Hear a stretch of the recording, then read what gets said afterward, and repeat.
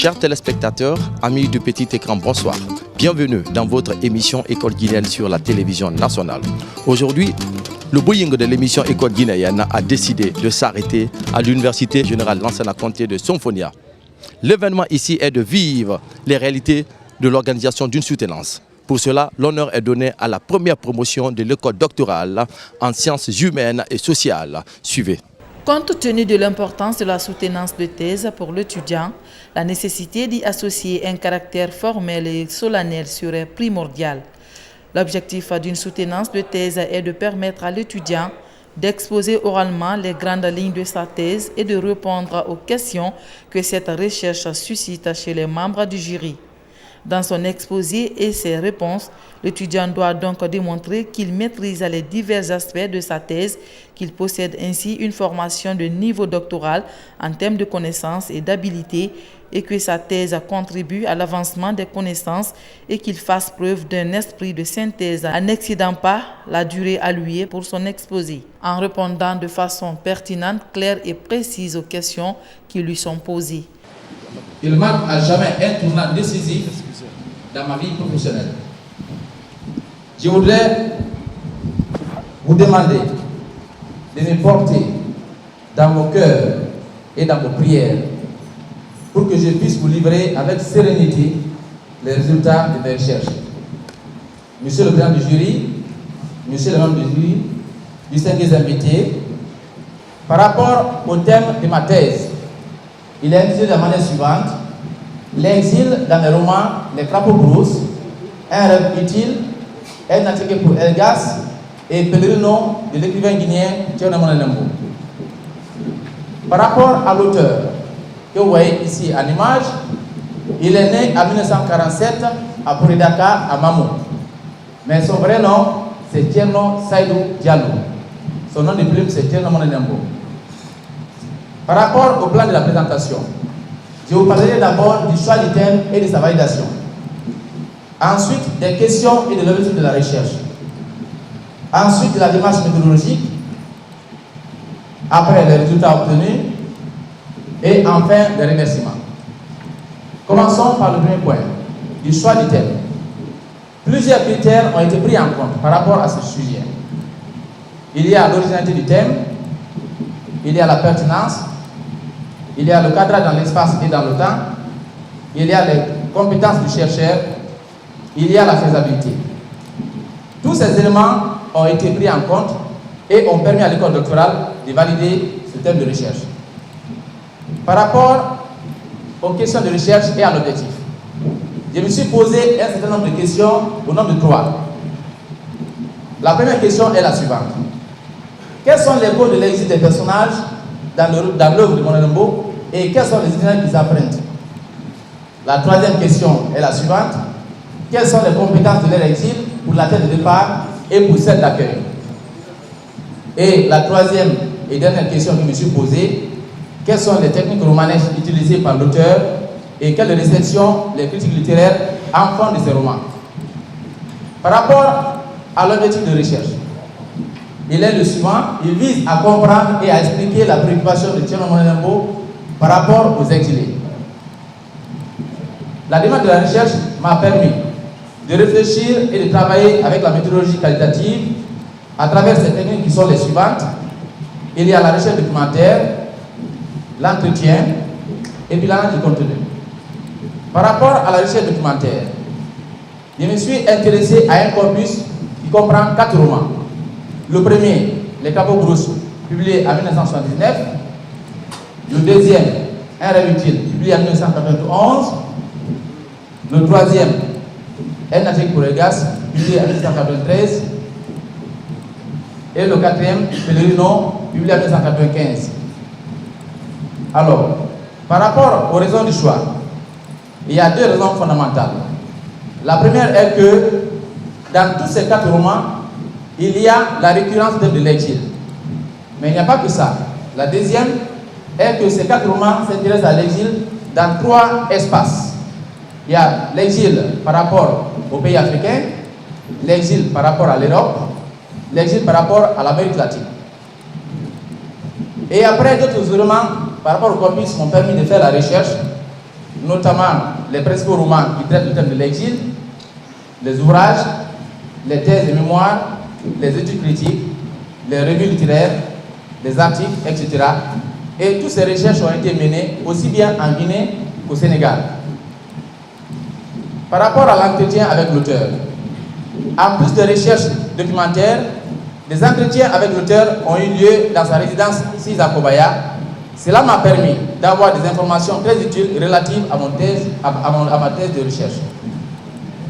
Et par rapport à l'analyse du contenu, elle a visé à faire non seulement l'analyse des textes lus, mais aussi à faire l'analyse de la technique romanesque de l'auteur. Numéro 4, par rapport à l'ordre de présentation, les résultats obtenus.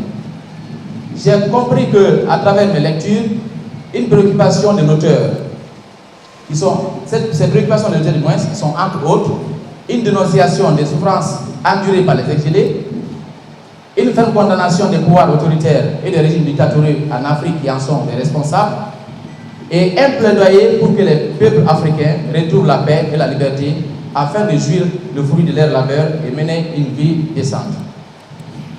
Par rapport au cause de l'exil des personnages, il y a l'instinct de survie et la recherche du mieux-être, la défense des valeurs sociétales, la quête du savoir, la quête mémorielle, la reconstruction de la ligne dynastique. Et ensuite, après ces causes, je me suis intéressé aux conséquences, mais pour d'abord les pays d'origine. Ces conséquences sont les suivantes: le dépeuplement et la douleur de la séparation, la baisse de la production, les pertes économiques et la corruption, la désocialisation et la perte d'objets culturels. Et par rapport aux conséquences liées au pays d'accueil, vous avez déjà en face de vous le froid, les problèmes de logement, d'emploi, le mépris, la haine, la stigmatisation, les tracasseries policières, la pauvreté, la misère, les difficultés financières, les pertes de valeurs culturelles. Par rapport à l'analyse de l'écriture romanesque, il faut noter que j'ai trouvé dans ces œuvres les techniques qui sont les suivantes: la déconstruction narrative, l'explicite dans le récit, et puis les interférences linguistiques. En ce qui concerne la typologie des personnages, elle se prend de la manière suivante. Il y a 3 catégories. Il y a les leaders politiques, il y a ceux qui sont à la sorte de ces leaders, et il y a les opposants. Par rapport donc à la réception de l'œuvre par la critique littéraire, la recherche m'a permis de comprendre que certains apprécient le style de l'auteur et d'autres pensent que certains de ces romans sont confus, complexes et manquent de motivation. Et tous ces résultats m'ont permis de pouvoir structurer mon travail de la manière suivante en 3 parties. La première partie qui porte naturellement par rapport à mes questions de recherche, parce qu'elles sont 3. Donc la première partie porte sur les codes de l'exil des personnages. Elle comprend 3 chapitres. Le premier chapitre, c'est l'instinct de survie et la recherche du mieux-être. Le deuxième, c'est la défense des valeurs sociétales. Et le troisième chapitre, c'est autre cause de l'exil. Par rapport à la deuxième partie, qui est intitulée de la manière suivante, les conséquences de l'exil dans les romans, elle comprend 2 chapitres. Le premier chapitre, les conséquences dans le pays d'origine, et le deuxième, les conséquences sur la terre d'accueil.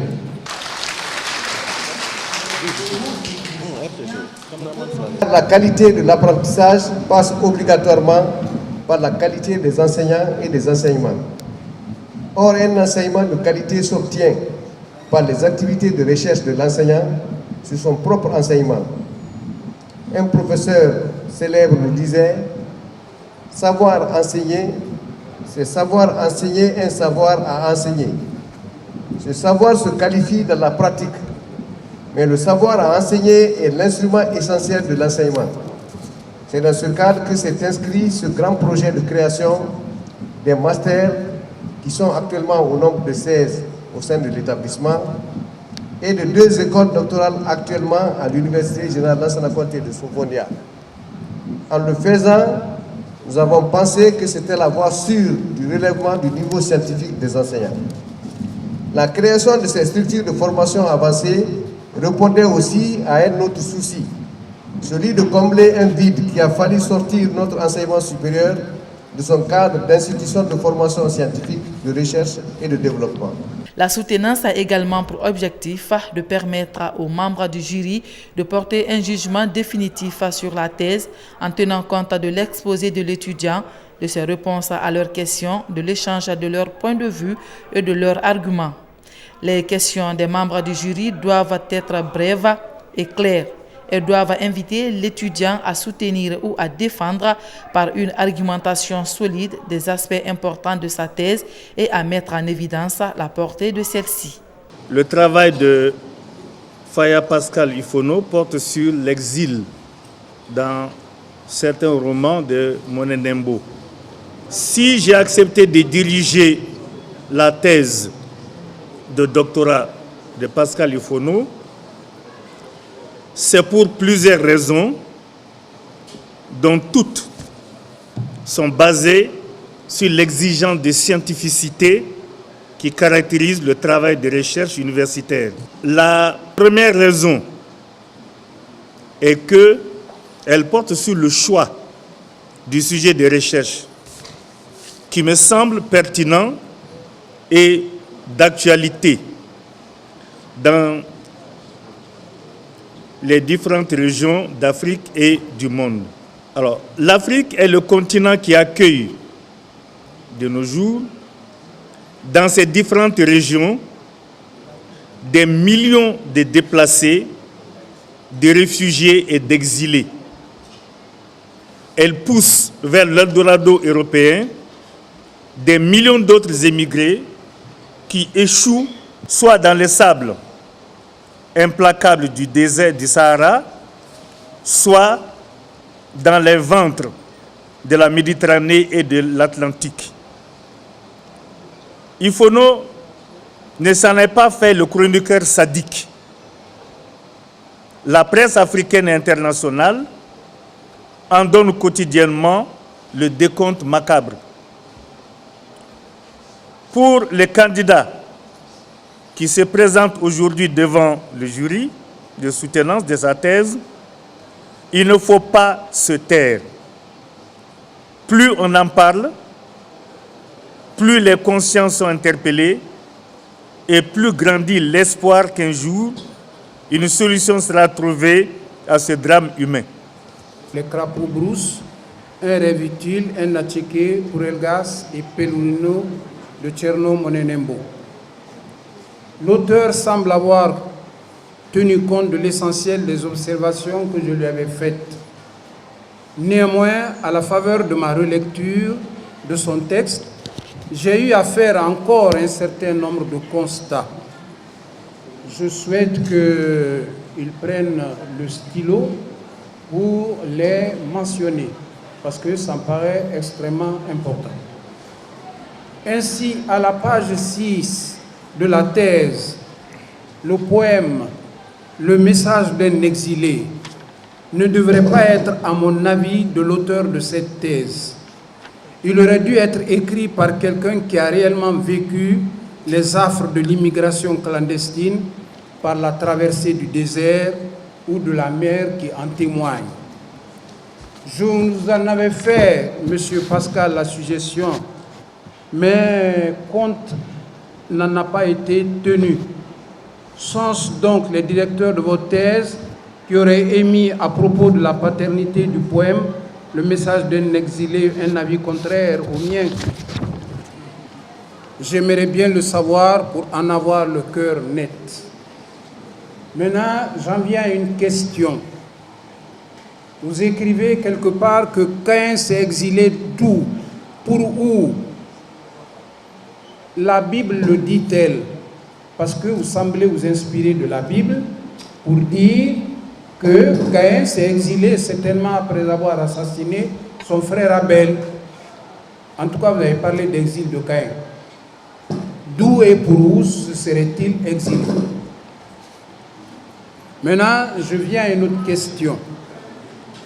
À la page 7, à l'avant-dernier paragraphe, aux lignes 1, 2, 3, vous écrivez « Il, entre parenthèses, l'exil, peut être également défini comme une fissure à jamais creusée entre l'être humain et son vrai foyer, et la tristesse qu'il implique n'est pas surmontable. » Mon problème est au niveau du dernier segment de ce paragraphe.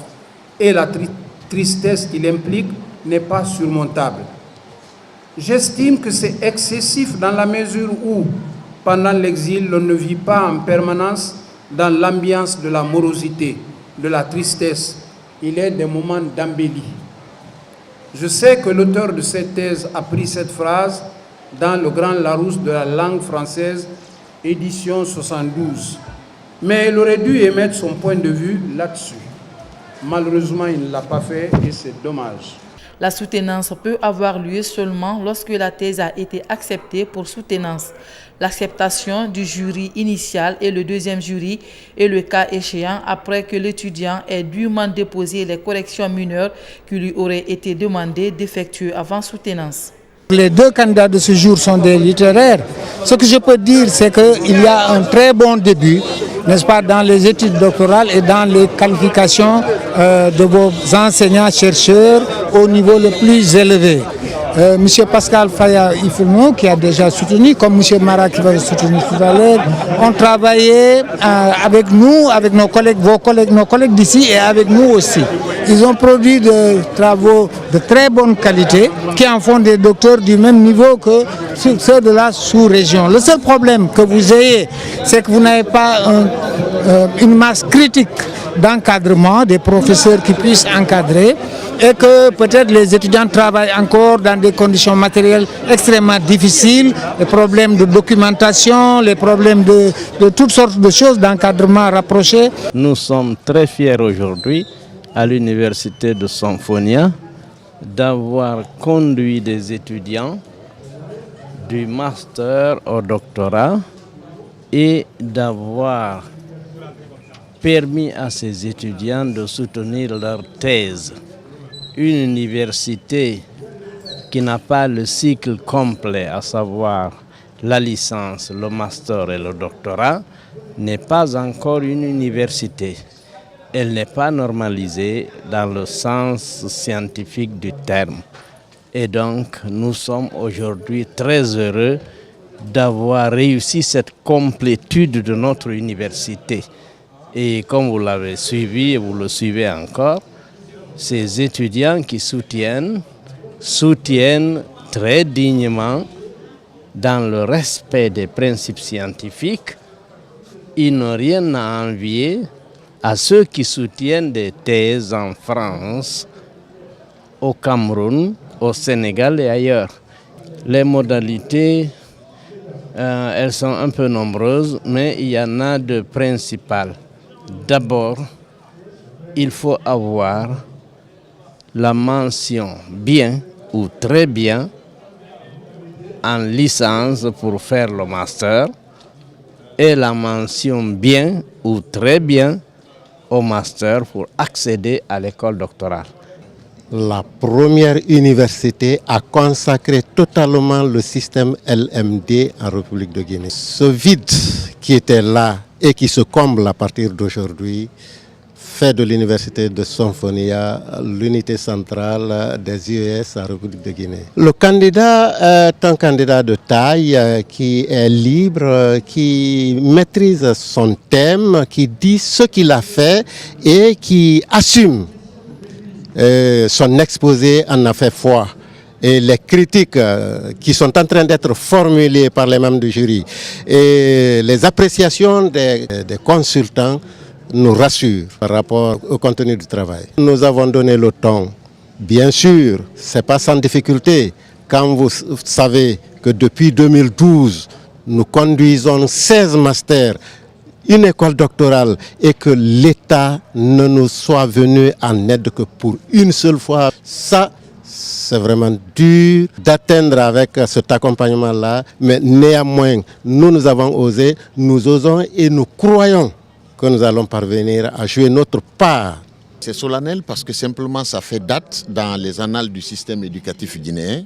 Vous comprendrez que c'est pour la première fois dans une université guinéenne que des doctorants sont préparés, présentés et qui viennent soutenir ce jour solennel pour la première fois dans les universités guinéennes. Donc c'est un événement solennel pour nous parce que c'est un premier du genre. C'est pourquoi, franchement, on aurait souhaité aujourd'hui que tout le peuple de Guinée ait l'attention sur notre université, mais surtout la présence des autorités du système de l'éducation en Guinée devrait être aujourd'hui dans cette salle, ou en tout cas les représentants de ces 3 ministres devraient être aujourd'hui dans cette salle, parce qu'à l'occasion, on voulait faire un plaidoyer par rapport à toutes les difficultés que nous rencontrons sur le terrain.